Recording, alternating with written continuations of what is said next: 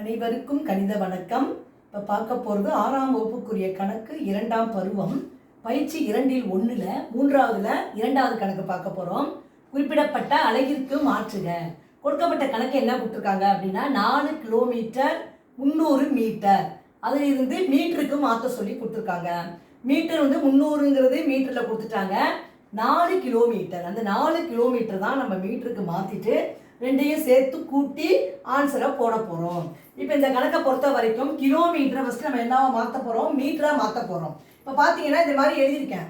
Kilometre இங்கே இருக்குது.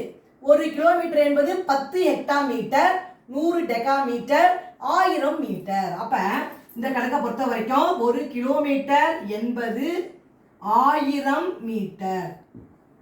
இப்போ நம்ம கொடுக்கப்பட்டது எவ்வளோ, 4 கிலோமீட்டர். அப்போ 4ஐயும் 1000ஐயும் பெருக்கிறோம். 4 × 1000 பெருக்கினால் 4000 மீட்டர். கிலோமீட்டரை என்ன பண்ணிட்டோம், மீட்டருக்கு மாற்றிட்டோம். இப்போ கொடுக்கப்பட்ட கணக்கை என்ன கொடுத்துருக்காங்க, 4 கிலோமீட்டர் ப்ளஸ் 300 மீட்டர் அப்படின்னு கொடுத்துருக்காங்க. இப்போ இரண்டையும் சேர்த்தோம்னா 4000 மீட்டர் ப்ளஸ் 300 மீட்டர். ரெண்டையும் சேர்த்து கூட்டி போட்டோம்னா வரக்கூடிய விடை 4300 மீட்டர். இந்த கணக்குக்குரிய விடை 4300 மீட்டர். புரிஞ்சுங்களா?